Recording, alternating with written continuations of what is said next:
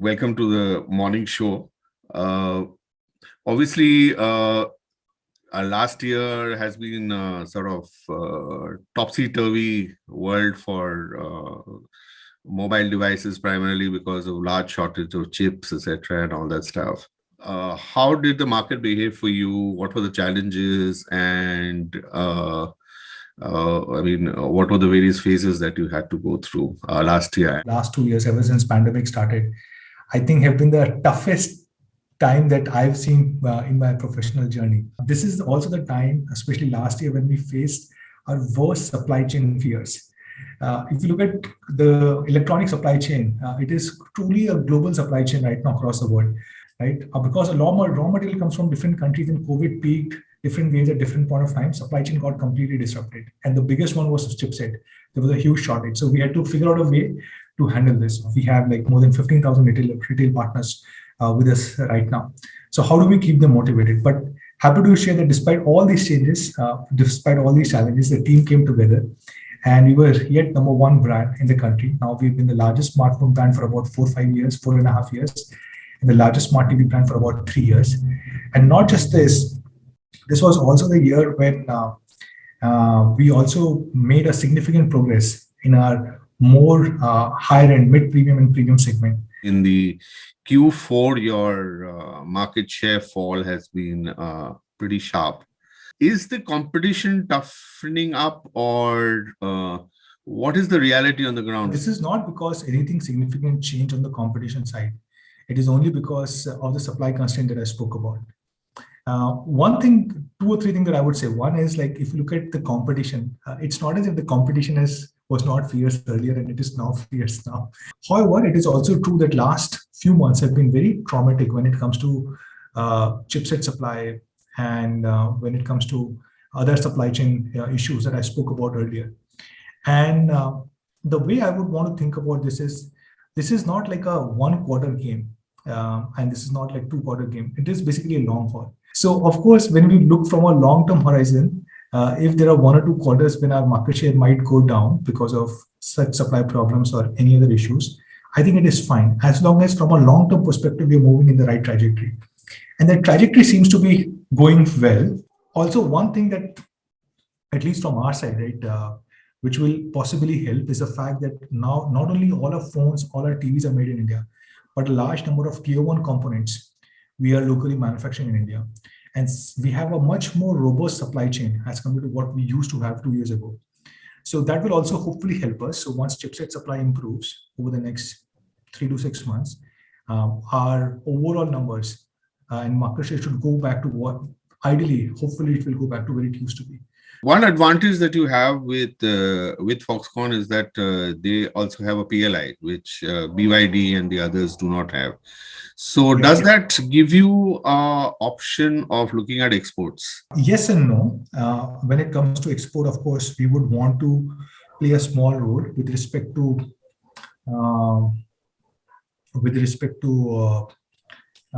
building India as a big manufacturing hub across the world. The problem is exactly the same. We don't have enough supplies right now, even to meet a local demand, in ensuring that our local operations, local business run smoothly. Once that happens, then of course we would be happy to focus our time and energy in ensuring that even exports pick up over a period of time. But just to be clear, that will not happen right now, because right now the biggest energy is going into ensuring our supply chain gets streamlined and we are able to do justice to our local demand. You've talked about the premiumization of your mobile phone strategy, which today is sort of dominated. If you look at the 30,000 plus, it's dominated by OnePlus and obviously Apple. In this sort of market, say, how do you compete? OnePlus is still easier to do, but how would you compete, say, in this 80,000 plus, 1 lakh plus? That absolutely top of the line market, which sort of is virtually dominant by just one player. Samsung has one or two products, etc., and all that stuff. First of all, I would say that all the brands that you mentioned, like, I personally have huge respect for them, and it is true. Many of them have done exceedingly well, and not just them, but I don't say these are the only two brands, but there are other brands also, like, to be honest, who have done well in this price segment. So first thing I would say, like, even when we entered India like 7, 8 years ago, nobody thought that we can really succeed. Like, nobody gave us a chance. Nobody thought we can well, and we became the number one brand in just 3 years, and that too without any marketing dollar, because we truly disrupted the entire smartphone industry. Now, the reason why we never focused on premium market was very simple, because at that point of time, the average ASP when we entered, the average ASP of the Indian smartphone market was about 5,000-6,000 rupees. Our cheapest phone at that point of time was 6,000 rupees. Our cheapest phone today is about 7,500 rupees. But the cheapest at that point of time was 6,000 rupees. So our cheapest phone was same or higher than the market ASP. And market ASP slowly started moving up. Then few things happened. I think 2 years ago, the market ASP crossed, I think if I'm not mistaken, 10,000-12,000 rupees. Today, the market ASP would be like closer to 15,000, like 14,000-15,000 rupees. So 13 to 15,000, somewhere over there. So point number one, the average ASP crossed the 10,000-12,000 rupee mark that we really wanted it to cross. Second thing which happened was the above 20,000 rupee price segment. I know you spoke about 1 lakh rupee, but you'll be surprised in India, even 20,000 rupee plus is considered to be a premium market or a mid-premium market. So above 20,000 rupees, the market was, if there are 100 phones being sold, only less than 10 phones till about 2 years ago were being sold above 20,000 rupees. Only in last 2 years, this number has suddenly grown. So 2 years ago, this number crossed about 10-12%. And that's when we said, like, now the market is big enough for us to start focusing on it, because the ASPs has grown to 10-12,000 rupee, and the above 20,000 rupee price segment has crossed 10-12% as a share in the overall market. That's when we started our focus on 20 to 50K and 50K to above. Initially, again, everybody made fun. Everybody said, like, there's no chance that Xiaomi can win. Because majority of our products sold in India used to be the Redmi phones, which are more price aggressive phones. And our Xiaomi series, which is a more high-end series, which was earlier called as Mi and now it is called as Xiaomi, was relatively less known because of the very small volume.